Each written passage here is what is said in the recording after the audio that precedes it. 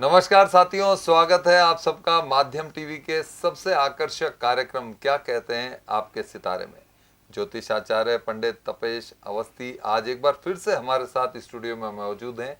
पंडित जी स्वागत है सबसे पहले तो आपका स्टूडियो में। धन्यवाद। पंडित जी, अभी मलमास लग चुका है जो आगामी 14 जनवरी तक रहेगा। ये मलमास क्या है और इस मास में क्या करना चाहिए और क्या नहीं करना चाहिए, बताइए हमारे दर्शकों को। रूपक जी, जब सूर्य नारायण भगवान एक राशि से दूसरी राशि में परिवर्तन करते हैं, संक्रांति करते हैं, एक राशि से दूसरी राशि में जब गोचर करते हैं तो उसे संक्रांति कहते हैं। ऐसे ही जब सूर्य भगवान देवगुरु बृहस्पति की दोनों राशियों में संचरण करते हैं, जो उनकी एक राशि धनु है और एक राशि मीन है, ये दोनों ही देवगुरु बृहस्पति की राशि है। जब इन दोनों राशियों में सूर्य भगवान आते हैं तो उसे मलमास कहते हैं, और जब धनु राशि में आते हैं तो उसे मलमास के साथ इसको खरमास भी कहा जाता है। तो इसलिए इस महीने मांगलिक कार्य नहीं होते हैं। अच्छा, बिल्कुल मांगलिक कार्य किसी भी तरीके के बिल्कुल नहीं होते। अच्छा, एक बार बीच में टोक रहा हूँ, हमारे दर्शकों को बताइए, अभी आपने बताया मलमास और खरमास, तो क्या ये एक ही हैं या अलग अलग हैं और इनका क्या प्रभाव पड़ता है? आपने बहुत ही अच्छा प्रश्न किया है रूपक जी। साल में 2 बार सूर्य नारायण भगवान बृहस्पति देव की राशियों में आते हैं। उनकी एक राशि होती है धनु राशि और दूसरी राशि होती है मीन राशि। अच्छा। दोनों ही राशियों का जो गोचर में होता है तो उसे मलमास कहा जाता है, परंतु जब धनु राशि में आते हैं तो इसे मलमास खरमास भी बोला जाता है, क्योंकि संस्कृत में खर का मतलब होता है गधा। अच्छा, गर्दभ। अच्छा, तो ये मतलब गधा मास कहलाता है? नहीं नहीं नहीं, नहीं ऐसी बात नहीं है। अच्छा। इसके पीछे एक किंवदंती है। अच्छा। और देखिए, अध्यात्म एक किसी वैज्ञानिक तत्व को समझाने के लिए एक कहानी भी बिल्कुल बिल्कुल रचता है, विज्ञान पर आधारित। विज्ञान ऐसा कहते हैं कि जब सूर्य भगवान के रथ में 7 घोड़े हैं। अच्छा। 7 रंग के हैं, कहीं कहीं हरे रंग का उल्लेख है कि हरे रंग के घोड़े हैं। अच्छा, पर चूंकि 7 रंग के, क्योंकि सूर्य की जो किरणें 7 रंगों में, 7 रंगों की, तो जब वो सूर्य भगवान के जब रथ जब चलता है तो निरंतर चलता है, रात दिन वो निरंतर चलता रहता है। तो एक समय ऐसा आ गया कि जो उनके जो रथ के जो घोड़े थे वो थक गए। अच्छा। जब थक गए, चूंकि प्यास भी लग रही थी और निरंतर चलने से वो थकान हो गई उनको। जब उन्हें थकान हुई तो सूर्य नारायण भगवान को उनको दया आ गई।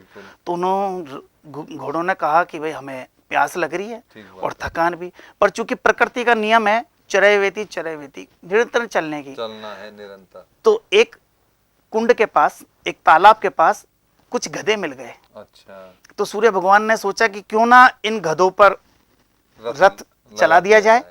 तो उन्होंने अपने घोड़ों को फ्री किया। अच्छा। आजाद किया कि ठीक है आप पानी पीजिए। अच्छा। मैं इतने जो सृष्टि का जो नियम है, अच्छा, उस आधार पर मैं इन गधों से चल लेता हूँ। अच्छा। अब देखिए रूपक जी, गधा गधा होता है और घोड़ा घोड़ा होता है। अच्छा। तो जब घोड़ों की जब वो चीज थी तो सूर्य की गति में गति थी। तेज। अब गधे तो देखो रथ ऐसे ही चलाएंगे। तो इसलिए आप देखिएगा डिग्री में, जब सूर्य की डिग्री पे भी फर्क आता है। अच्छा। जो जैसे कि 7 बजे उदय होते हैं। हाँ। तो अगले दिन 7:01 पे या 7:02 पर हो जाते हैं। अच्छा। पर आप देखिए इसमें यदि 7:02 पे है। हाँ। तो कई दिनों तक 7.3 पे आते आते टाइम लग जाता है। अच्छा। क्योंकि गति धीरे हो जाती है और तेज भी कम हो जाता है, सूर्य का तेज कम हो जाता है। तो इसलिए इसे खरमास कहा जाता है कि ये गधे के ऊपर चल रहा है। मतलब जो सूर्य भगवान का जो रथ है उनको अब गधे जोत रहे हैं। गधे जोत 1 महीने तक गधे ही जोतेंगे। हाँ, ऐसा है, ऐसा उल्लेख हाँ, है, उल्लेख है। ठीक है पंडित जी, जैसा आपने बताया कि मांगलिक कार्य नहीं होते, तो ऐसे में किस प्रकार के कार्य करने चाहिए ताकि व्यक्ति को धर्म लाभ मिल सके?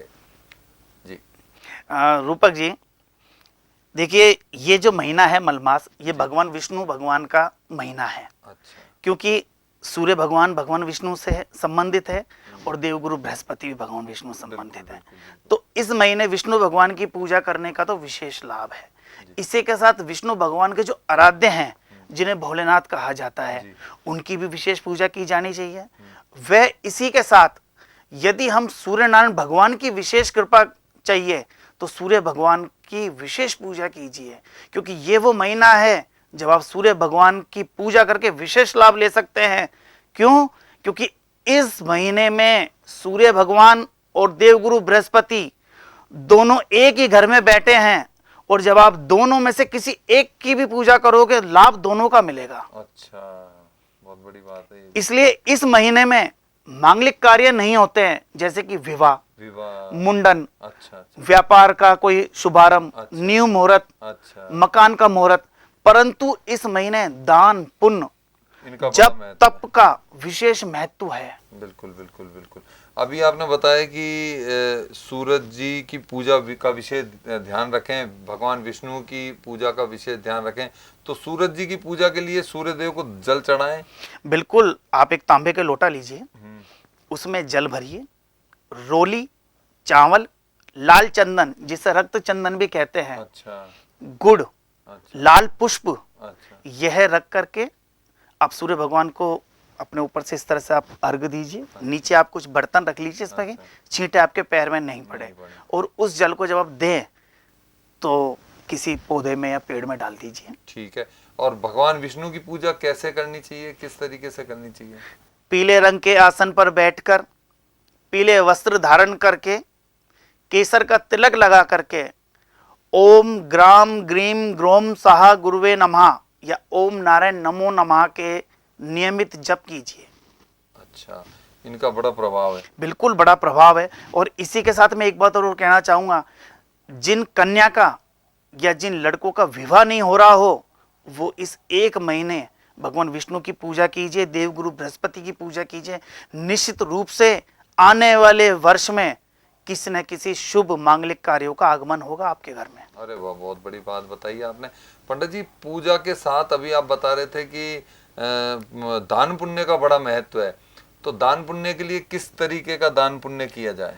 देखिए रूपक जी, शास्त्रों में इस महीने को पौष माह भी कहते हैं। अच्छा, पौष माह, क्योंकि अभी मार्गशीर्ष चल रहा है। बिल्कुल, अब 4-5 दिन बाद पौष माह चालू हो जाएगा जी। तो इस पौष माह में चूंकि शीतकालीन होता है, तो इस महीने में हमें गर्म वस्त्रों का दान करना चाहिए, तिल का दान करना चाहिए, तिल की बनी हुई मिष्ठान, अच्छा, मिठाइयाँ, अच्छा, उनका दान करना चाहिए, जिससे कि सामने वाला उसका लाभ ले सके। क्योंकि बहुत बिल्कुल इस समय गरीब लोग हैं। बिल्कुल ठीक बात है, ठीक बात है। तो दान से क्या प्रभाव पड़ता है? दान का प्रभाव पड़ता है, दान क्या होता है, हमारे जो ओहरा मंडल है, जो हमारे आसपास का जो होरा है, उस पे जो नेगेटिविटी आती है, अच्छा, जो छाया ग्रह है, जब उनका प्रभाव होता है तो दान पुण्य करने से हमारा होरा की छटनी होती है। अच्छा, ठीक है ना।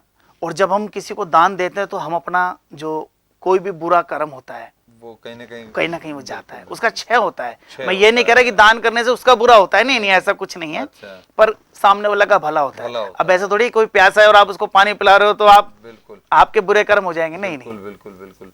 अच्छा पंडित जी, अभी जैसे शास्त्रों में भी है कि धार्मिक पुस्तकों का दान का भी इसमें महत्व रहता है, तो वो क्या है?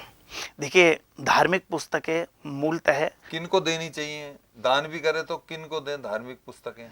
वैसे तो दान हमेशा सुपात्र को ही दिया जाता है। अच्छा, जो सुपात्र हो। अब ऐसे भी नहीं कि आपने किसी को रामायण और गीता दे दी और जो उसने घर पे पीले कपड़े में बांध के पूजा में रख दी, ऐसी भी नहीं होनी चाहिए। ठीक बात है। तो मतलब सुपात्र व्यक्ति, सुपात्र हो जो उसका स्वाध्याय भी करे।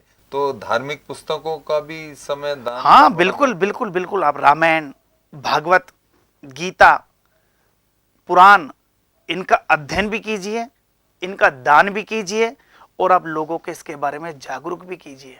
बहुत बेहतरीन, आपने कम समय में बहुत बेहतरीन जानकारी दी। दोस्तों, हमारा ये कार्यक्रम कैसा लगा आपको? हमारे कमेंट बॉक्स में जाकर कमेंट्स जरूर कीजिए, और कोई जानकारी देनी हो तो जरूर बताइए। और पंडित जी, आपने अपना कीमती समय निकाला और हमारे दर्शकों को बेहतरीन जानकारी दी। आपका बहुत बहुत धन्यवाद।